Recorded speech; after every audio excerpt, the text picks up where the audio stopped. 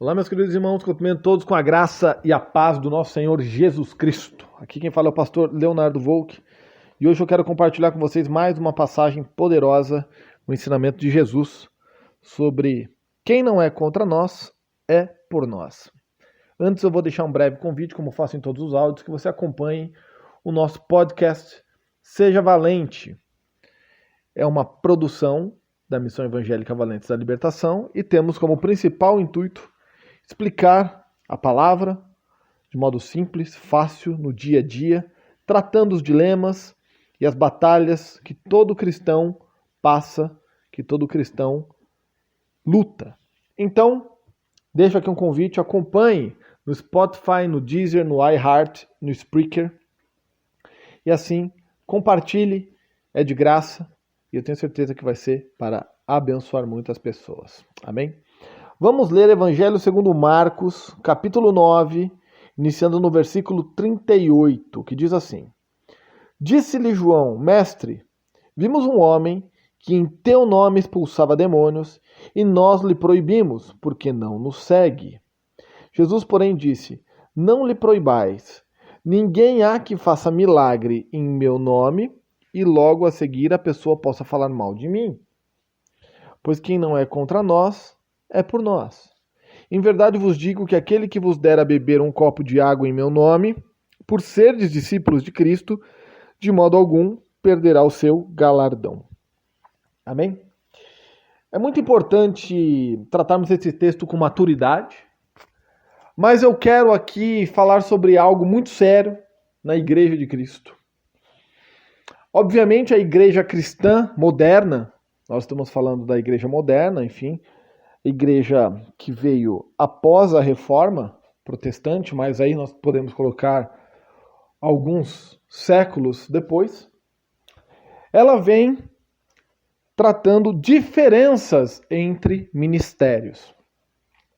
E hoje esse assunto é muito importante a gente discutir porque existe uma questão muito séria em que as pessoas se apegam à teologia, elas se apegam às discussões filosóficas e elas se esquecem do real motivo de Cristo ter vindo à Terra, que é a salvação da humanidade. Veja, nós temos inúmeras correntes cristãs pelo mundo. Inúmeras. E, via de regra, uma combate a outra. É a igreja tal contra a igreja tal, é a visão tal contra a visão tal, e as pessoas vão se degladiando por brigas teológicas, porque uns são reformados, porque outros são pentecostais, porque outros creem em armínios, são arminianos, outros são calvinistas, e aí começa porque um crê na predestinação, e o outro crê na salvação pela graça, e um crê na presciência de Deus, e fica toda aquela bagunça, um brigando com os outros e se esquecendo do real princípio de Cristo, que é a salvação da humanidade. Veja, independente de você ser pentecostal, tradicional, episcopal, arminianista, calvinista, arminiano, ou seja lá o termo que você quer dar, não importa. Isso não importa em momento algum, porque se você fizer o seu papel na terra, que é apresentar a Cristo, apresentar a salvação, e ela é inerente, e ela não tem a menor questão de divergência entre as visões, e apresentar ao perdido a salvação em Cristo, você obviamente está fazendo a obra de Deus. E aí, quando essa pessoa conhece o Evangelho, essa pessoa conhece o amor de Cristo, essa pessoa conhece o plano da salvação, e ela entrega a vida a Deus, ela começa o seu caminhar. E aí ela vai se identificar com uma visão, ou com outro, com a igreja tal, e aí ela toma um caminho de escolha conforme a sua maturidade vai crescendo. O grande problema é que, no lugar da igreja, seja qual for a placa que você está, estar preocupada com as questões de evangelizar o mundo, de trazer o perdido, de resgatar a ovelha que se perdeu, de trazer de volta as pessoas, não, estão debatendo a teologia, fazendo a sistemática, cansativa, retórica, porque Calvino dizia, porque Armínio dizia, porque Wesley dizia, porque... e por aí vai, né? E porque Lutero pensava, e porque... E aí fica naquela, né, discussão interminável, perdendo um tempo precioso no lugar de estar preparando pessoas para o evangelismo. Pastor, você é contra a teologia de modo algum. Pelo contrário, eu acredito que a teologia ela é muito importante como ciência para o preparo ao ministério. Acredito profundamente, sim, que o ministro deve ser preparado em conhecimento, tanto espiritual, quanto teológico, quanto bíblico. Não tem como exercer o chamado sem o preparo. Mas não tenho como dar apoio e suporte à visão de que não podemos focar no evangelismo, porque temos que ficar dentro de casa debatendo assuntos teológicos. Igrejas que ficam pregando aos domingos a visão de reformadores no lugar de pregar a visão de Cristo. Igrejas que passam aos domingos falando sobre sinais e maravilhas no lugar de falar de Cristo. Veja, toda questão que foge do cerne, que é pregar a Cristo, é perdido. E por que eu estou falando isso? Porque aqui dizem assim, disse-lhe João, mestre, nós vimos um homem que em teu nome expulsava demônios e nós lhe proibimos porque não nos segue. Veja, é exatamente o que nós vemos hoje. Alguém fala, eu vou falar do amor de... Não, o senhor não está preparado para falar. O senhor não pode falar porque o senhor não passou pelo curso ministerial de preparo evangelístico e não foi aprovado pela liderança, pelos pastores e o cara não evangeliza nunca. Nunca. Porque ele tem que ter o diploma. E aí nós começamos a ver a igreja enfraquecendo porque o mundo está morrendo e cada dia que a gente segura um irmão que quer falar do amor de Cristo, alguém morre naquela mesma hora. Eu não estou aqui defendendo o fato de pessoas despreparadas irem a campo e fazerem um trabalho eclesiástico. Não! O que eu defendo aqui é que todos falem do amor de Jesus. Você é um cristão, se converteu, você teve uma experiência com Deus, você entende o plano da salvação, você sabe aquilo que é o primordial, que foi a crucificação, a morte na cruz, o sangue derramado por remissão dos pecados, a ressurreição no terceiro dia para uma nova vida. E agora somos feitos filhos de Deus, o nosso nome foi escrito no livro da vida. Cremos na graça, na misericórdia. Então fale de Cristo. Você pastor, você líder, deixa o povo falar de Cristo. Deixa o povo falar do amor de Deus. Fique tranquilo, você não vai criar um herege, ele não vai criar uma seita, e ele não vai... Não, mas o irmão não está preparado. Deixa eu falar uma coisa, quem sabe se a pessoa está preparada ou não é Deus. É Deus quem prepara um ministro.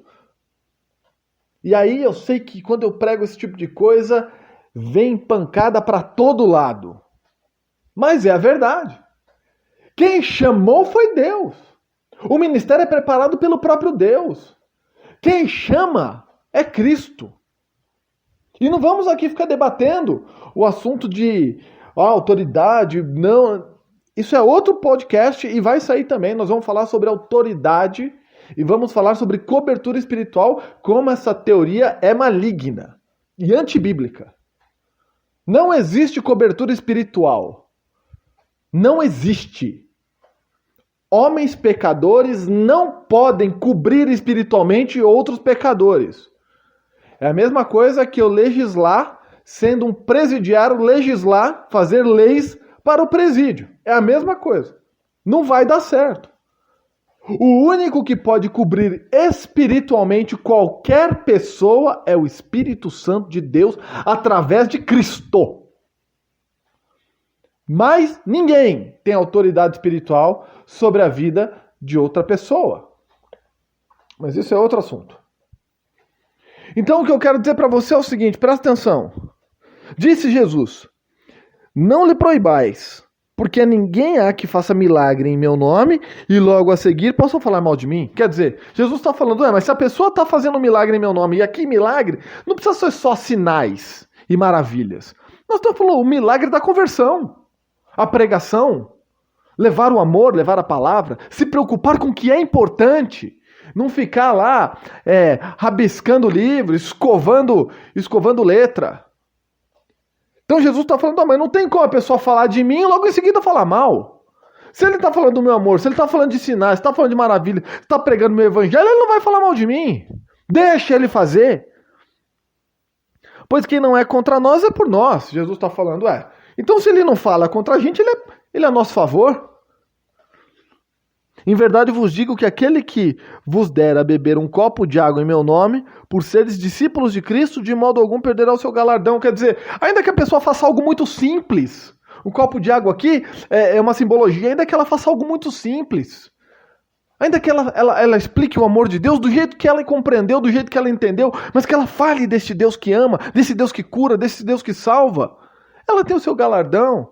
E aí, não sou eu que estou dizendo não, é a Bíblia. Tá? Eu não vou aqui deixar de pregar porque os pastores não gostam não, porque o missionário não... Tô nem aí. Eu vou pregar o que está escrito. E o que está falando é o seguinte. Olha só. Não tem como ser contra quem é por nós. Veja, se a pessoa der um copo de água, quer dizer, se ela falar algo. Mas entenda, meu irmão, a ação do convencimento é do Espírito Santo. Nós não podemos, por nossas obras, convencer as pessoas. Nós não temos esse poder de convencimento. Eu não posso convencer alguém de algo se não for através do Espírito. Então, entenda, se você que está ouvindo essa palavra agora foi podado, se tiraram de você o desejo de pregar, se você tinha o sonho de falar do amor de Cristo, se você tinha vontade, o desejo de falar da crucificação, da salvação, da graça, e disseram para você, não, irmão, você não deve falar. Eu quero dizer para você, vai e fale. Vai e fale. Fale do amor de Deus. Fale. Se o Espírito Santo tem tocado no teu coração para você pregar, pregue. Mas pregue com responsabilidade. Saiba o que você vai falar. Prepare o seu conhecimento. Leia a palavra. Leia. Quer falar sobre algo? Leia a palavra. Entenda o contexto. E fale. Pastor, mas eu sou pouco letrado. Tudo bem. Leia os evangelhos. Leia. Mateus, Marcos, Lucas. Leia João. Entenda o básico ali, porque ali é Jesus falando, entenda e fale. Eu quero dizer para você uma coisa, eu fui evangelizado muito pequeno pela minha bisavó, que contava histórias da Bíblia de um jeito tão simples, tão simples. Ela já foi recolhida por Deus, mas ela era simples no que ela falava, mas ela contava as histórias da Bíblia para mim. E ela não estava lá letrada, discutindo a teoria da reforma, e a tulipe, e não sei o quê, e os 5 solas. Não. Ela queria falar da Bíblia para mim. E ali eu aprendi sobre a Bíblia. Ali eu aprendi sobre o amor. Ali eu aprendi sobre a graça. Ali eu aprendi histórias. E comecei, foi muito jovem. Mas Deus me trouxe a memória, falando para mim assim, vê, se lembra?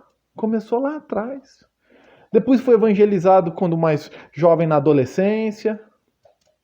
E foi indo, fui aprendendo. Aprendi de pastores muito cultos, aprendi de pastores muito simples, aprendi de irmãos que mal sabiam ler, aprendi de doutores, aprendi de todos. E todos tiveram um grande impacto no meu crescimento, tiveram um grande impacto na minha vida. Então quero dizer para você, você é por nós, você é por Cristo, você é por Deus.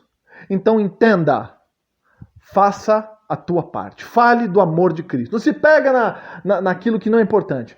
Vá buscar almas, vá buscar vidas, vá buscar pessoas que estão em sofrimento, em tristeza e precisam ouvir falar de Jesus. Amém? Espero que você realmente esteja preparado espiritualmente por Deus para falar do amor dele. Não se pode mais. Não se pode mais. E não deixem que venham podar vocês. Amém? Quero fazer uma breve oração por você. Deus amado, Pai querido, Senhor Jesus Cristo. Eu peço ao Senhor que incendeie o coração destas pessoas que tiveram a sua chama apagada pelos homens. Peço ao Senhor que dê força, vontade, intrepidez para que vão para a obra. Falar do teu amor, da tua salvação, da tua graça, do plano de Deus para a salvação da humanidade. Que possam ir confortar corações falando de Cristo. Que Cristo é o centro, Cristo é o cerne, Cristo é o ponto principal da nossa pregação. Senhor, abençoe esta vida, incendeie este coração e dê coragem para que ele vá fazer aquilo que o Espírito manda, mediante a tua vontade. Não permita com que preguem heresias, não permita com que fale o que não devam, mas que tenham vontade de falar e leiam a tua palavra para que isso eles possam fazer do melhor modo. Abençoe todos aqueles, meu Pai, que amam e desejam falar de Ti, em nome de Jesus. Seja forte, seja corajoso, seja valente. Um forte abraço.